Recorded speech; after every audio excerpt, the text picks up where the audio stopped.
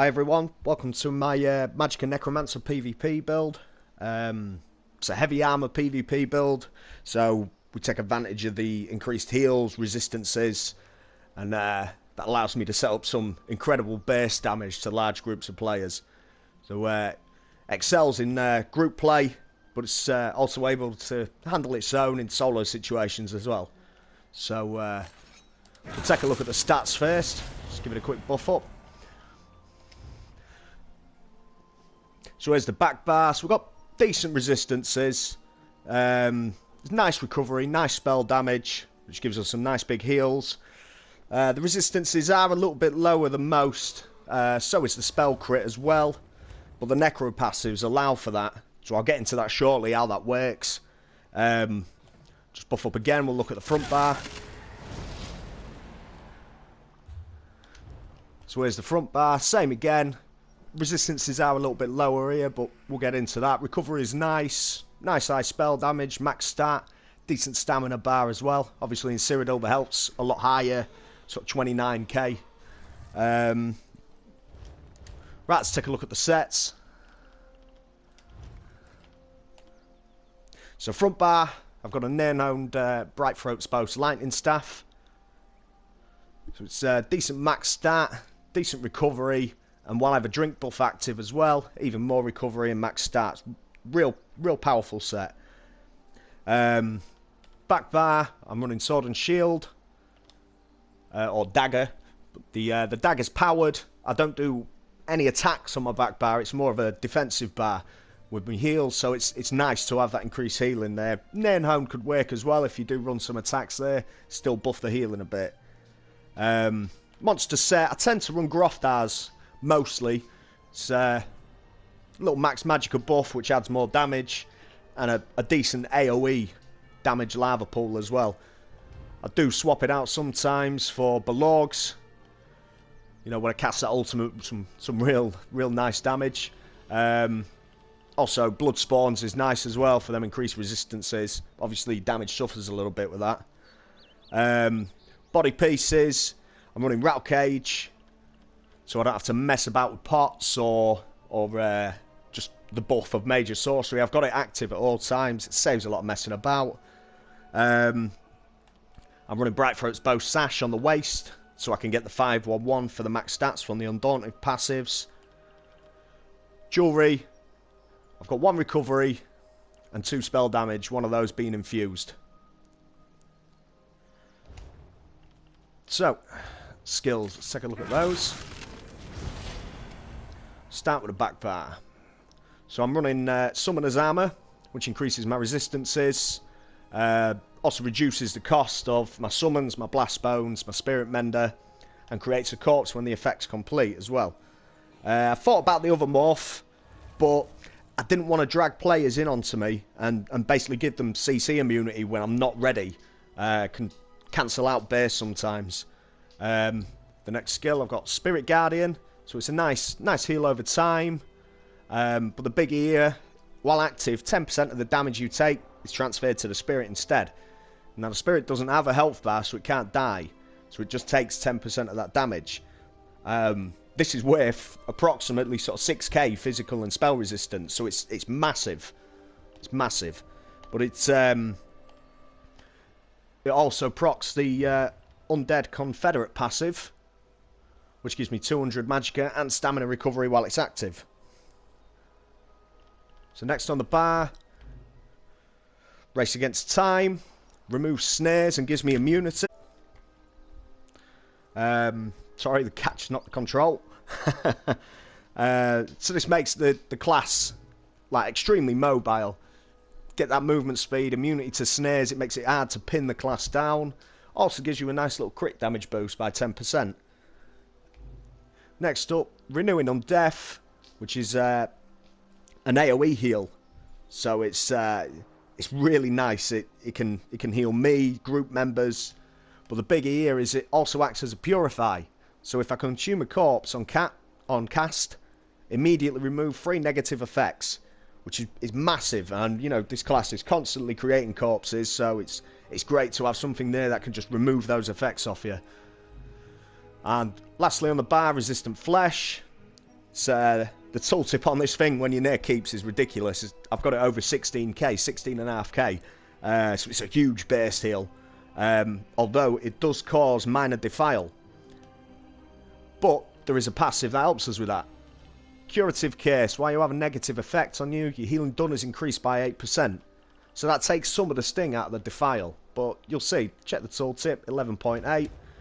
If I give that a cast, look again. Actually goes up to 12.8. I mean, obviously defile is healing received, so it does affect you a bit, but not as much. It's quite nice. And finally, the ultimate on this bar, Temporal Guard. While slotted, you gain minor protection, reducing your damage taken by 8%. So it makes it real tanky on this bar, real easy to survive and move, get into a nice situation where you can turn and burst. So front bar, Lightning Staff. Oh, actually, one more thing I should look at. There's another passive, Near Death Experience. This allows me to run lower crit on my back bar. While you have a Living Death ability slotted, critical strike chance with all healing abilities increased by up to 20% in proportion to the severity of the target wounds. So I don't have to run high crit on the back bar, which is nice because I can be in heavy armor and get the higher base heal from the heavy armor passives and still get the crit chance from this passive. So that's nice. Right, I'll move on to the front bar. Lightning Staff. First skill here, Hungry Scythe. It's a nice, decent bit of magic damage. AoE as well. And a nice heal for me. Depending on how many enemies hit, that heal increases. I tend to use this to execute most of the time. So I'll do me burst. And thanks to the Gravelord passive,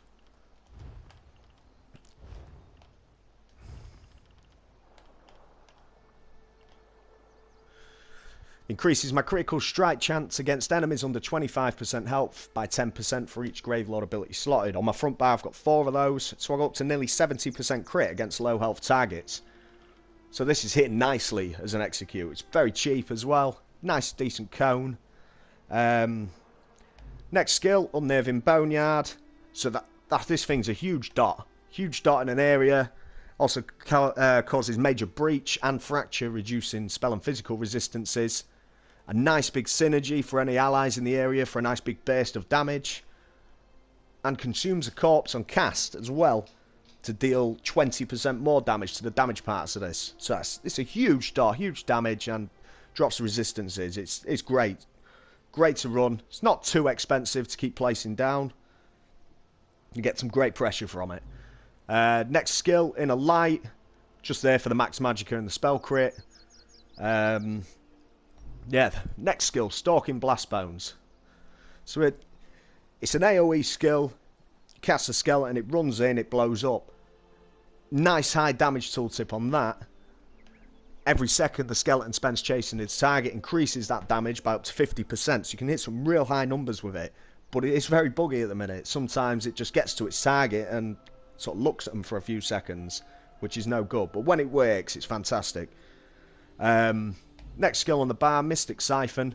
Another huge dot. Cast that on a corpse, gives me magicka back, and while slotted, increases my damage done by 8%. So this works well with some of the passives as well. This one especially, Rapid Rot, increases your damage done with damage over time effects by 10%. So that's a nice boost to the Siphon and to the Graves, the Boneyard. Yeah, finally the ultimate on this bar, Glacial Colossus, the Big Daddy Slam. So huge damage in a huge area and applies major vulnerability to any enemy hit for 3 seconds, which increases the damage taken by 30%. So if you're setting up that burst, you've got your Graves down on the ground, a Blastbones has just blown up, you've got the Siphon procced, and then this thing slams while another Blastbones is coming in.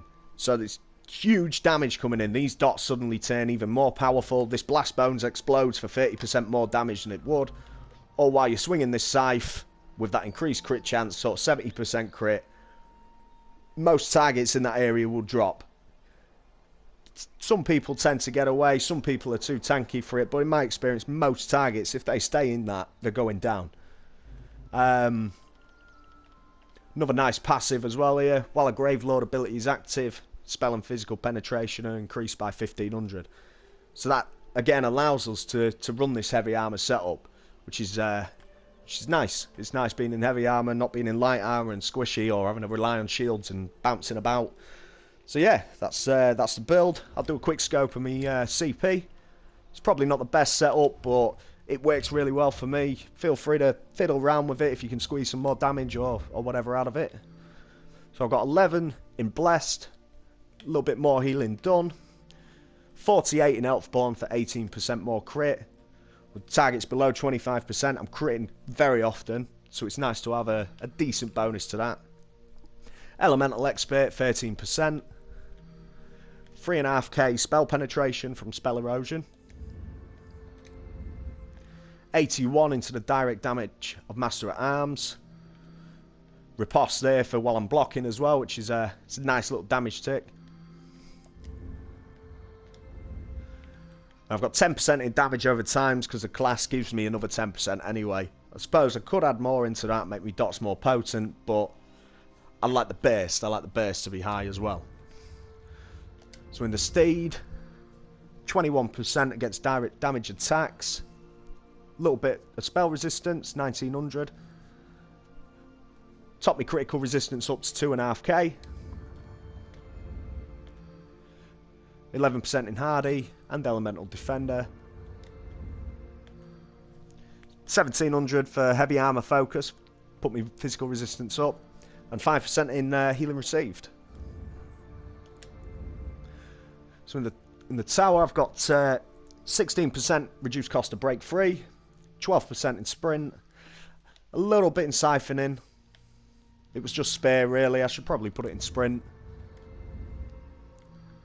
11% magicka recovery, 8% stam recovery, which is nice when that when your summons are active, you get some 200 stam recovery as well, so it's worth having a little bit in the CP as well, keep that stamina coming in. 16% in tumbling, 23% reduced cost to block.